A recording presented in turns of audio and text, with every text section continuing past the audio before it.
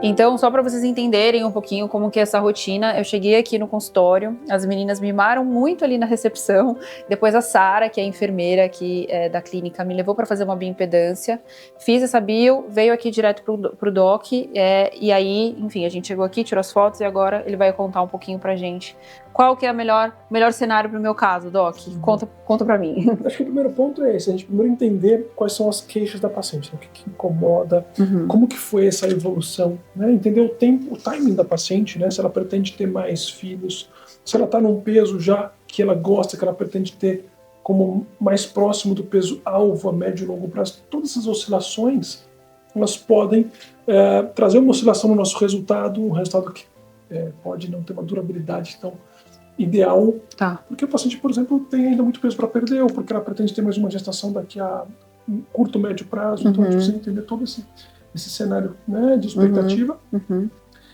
e depois entender se a paciente está num bom momento clínico para fazer cirurgia, por isso uma série de exames pré-operatórios, por isso bioimpedância, por isso depois ter o contato com a nossa Nutri para trabalhar uma desinflamação pré-operatória, por isso depois a nutróloga analisa junto conosco os exames pré-operatórios relativos à parte vitamínica, à parte metabólica. Se tiver alguma prescrição, alguma reposição para ser feita, pode ser feita aqui na clínica. A nossa nutróloga já faz toda essa prescrição. Então a ideia é ter um paciente bem preparado para a cirurgia. E nesse momento da consulta a gente faz então o exame físico. Se for queixa corporal, a gente consegue também, por exemplo, análise de diástase, a gente já faz o ultrassom durante o exame físico para entender se tem. Depois os exames complementares, então todos os exames de imagem de mama, os exames de imagem corporais. E no caso de queixas de cirurgia mamária, a gente gosta muito de utilizar o software 3D Chrysalix para subir as fotos do teu caso e ter um 3D que a gente possa primeiro analisar volume. Aqui a gente já percebeu que tem assimetria, né, que você se incomoda, a gente consegue quantificar essa assimetria. E a gente consegue não simular um resultado, mas utilizar todas as ferramentas de mastopexia, de redução, de lipoenxertia, para tentar conversar um pouco a respeito do que a gente vai batalhar na cirurgia, né? Então aqui o que a gente percebeu, né? O lado menor, 764 ml, a estimativa, e o lado maior, 951, então uma das queixas mais frequentes pós-amamentação, né? Então flacidez, caimento, às vezes ganho de volume, às vezes perda de volume, e assimetria, né? Ou às vezes já tinha uma assimetria, mas piorou com a amamentação. São queixas bem frequentes, né? Essa prótese, por exemplo, tem 350 ml, né? Então a gente está, imagina, estimando aqui, né? Praticamente 3 delas, nesse caso, 12 e pouco aqui. E aqui o que a gente trabalhou, então, com as ferramentas, mastopexia, redução, a gente consegue, junto com a paciente, entender quanto que ela pensa em reduzir, né? Aqui a gente consegue mostrar um pouquinho da cicatriz vertical ao redor da areola, né? Que a gente, claro, cobriu, mas dá para mostrar. Explicar ao paciente um pouco desse posicionamento de cicatriz. No teu caso, toda essa lipoaspiração de contorno é muito importante para a gente conseguir estreitar um pouco essa lateral, né? E também conversar a respeito de volume, né? Quanto que a paciente pretende reduzir, ou as pacientes que perderam volume e pensam em colocar um implante, quanto que a gente imagina que seja seguro, que seja adequado, né, para a estrutura. A gente consegue também, no catálogo ali, escolher um implante existente no mercado. E a paciente tem uma perspectiva. Então é algo bem legal para, antes de analisar uma série de resultados de pacientes já operadas, de repente casos semelhantes, né, para a paciente entender um pouco, alinhar um pouco a expectativa, o que a técnica pode entregar. É interessante a gente conseguir analisar o teu próprio caso no 3D, demonstrando o que a gente vai buscar. E a gente consegue, né, anotar uma série de detalhes, uma série de insights que a paciente nos traz em cima dessa conversa com mais transparência. Então os 3D nos ajuda muito até essa transparência de conversa, muito mais do que uma simulação do resultado. Tá? A partir disso, a gente começa o preparo pré-operatório, os exames pré-operatórios, né? Consegue alinhar com a Anne, nossa concierge, questão de data, né? A data, claro, o momento da cirurgia depende muito. Tem pacientes que ainda tem que perder mais peso, e vão no tempo delas, com dieta, com exercício, com acompanhamento com a nossa nutróloga. Tem pacientes que não, já estão prontas, precisam só de um período mais curto para desinflamação, melhorar a alimentação pré-operatória, e a gente consegue já alinhar questão de data para um melhor momento para a paciente em termos de rede de apoio, logística de trabalho, logística com as crianças, né? Então a gente vai preparando dessa forma, tirando as dúvidas. E esse pós-operatório, Doc, como que ele é, assim, até por conta de planejamento mesmo, né? Quanto tempo que a gente precisa ficar sem pegar peso, sem fazer exercício, fico com dreno, não fico com dreno, como que funciona esse pós-operatório por conta de planejamento, né? Eu saio no dia da cirurgia, que acontece comigo e como que são esses próximos dias? Essa é uma cirurgia que a gente gosta muito, mesmo a cirurgia de mama isolada, a gente gosta muito que o paciente pernoite no hospital para conforto, para observação. Na manhã seguinte a gente passa, vê se está tudo bem, reforça bem as orientações de pós-operatório, o paciente toma um café da manhã, vai para casa.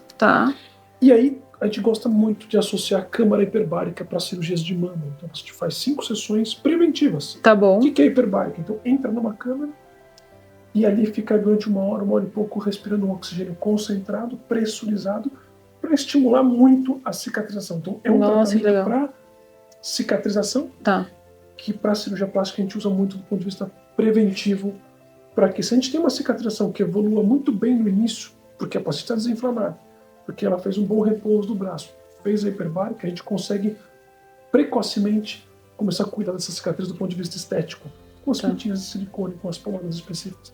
2 semanas é o período mais crítico. Sendo que a primeira semana é uma semana que a gente pede para o paciente estar no foco ali do pós-operatório, descanso, câmara hiperbárica. Mais que na segunda semana já daria para voltar para um home office. Bom. Presencial leve, assim, escritório, 2 semanas, é o mais recomendado. Agora, dirigir, a gente em geral vai segurar um pouquinho mais, por precaução em algum movimento mais brusco, algum movimento que possa ter algum tipo de prejudicar de alguma forma. Então, em geral, 3 a 4 semanas. Bom.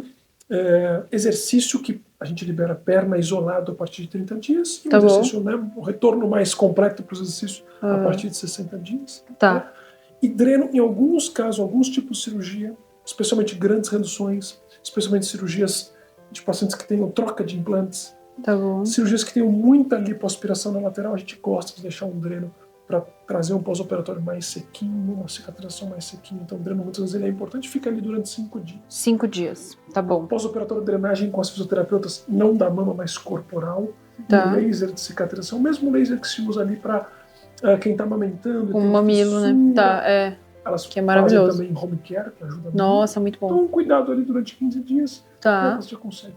Retomando, home office facilitou muito nessa logística. Muito. Agora, pegar as crianças no colo, que daí demora realmente fica tirar do chão, ali acima de 8, 10 quilos, realmente força muito. Então, o ideal é você senta, né? Criança no colo juntinho.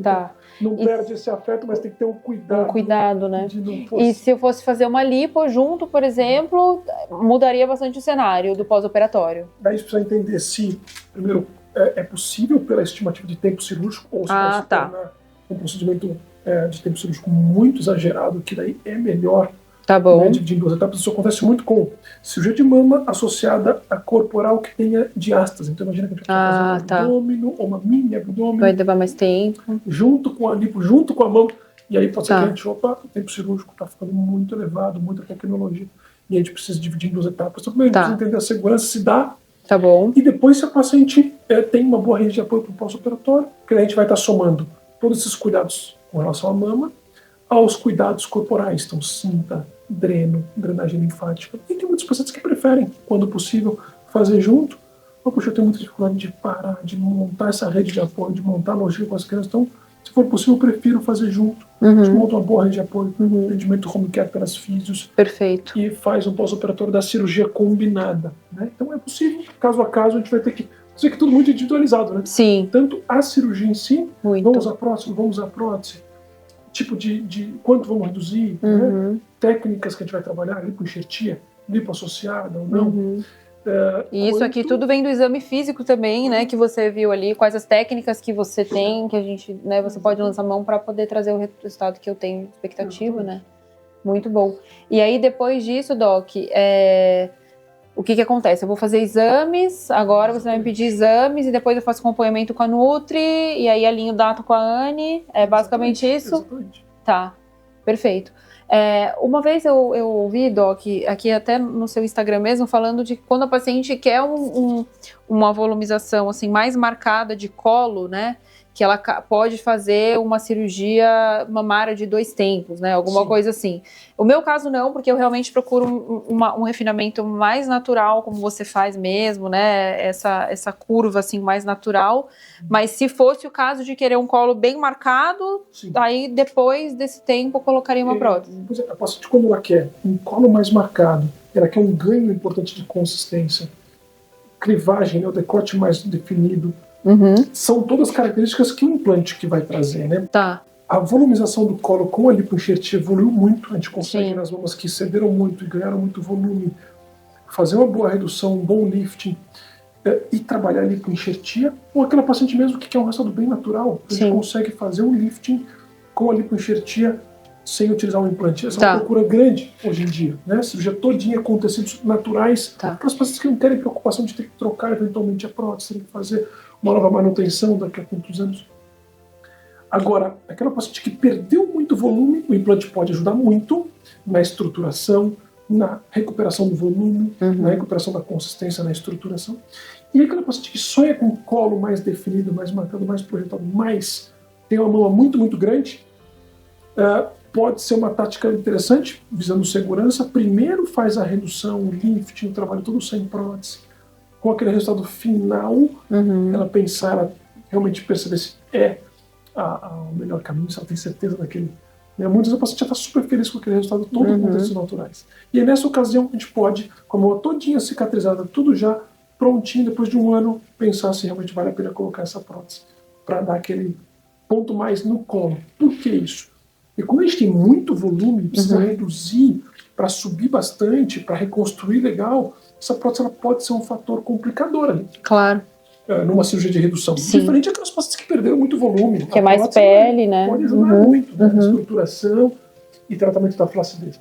Agora, quando a gente tem muito volume, associar uma grande redução com a prótese, a gente precisa trabalhar uma redução muito otimizada para que comporte-se uma prótese. E a gente começa a somar fatores muito complexos que podem atrapalhar na estabilidade da cirurgia, na segurança da cirurgia, de repente, perda de sensibilidade, assimetria. Então, aí nossa opção é, primeiro reduz, agora é isso, caso a caso, tudo muito individualizado. Né?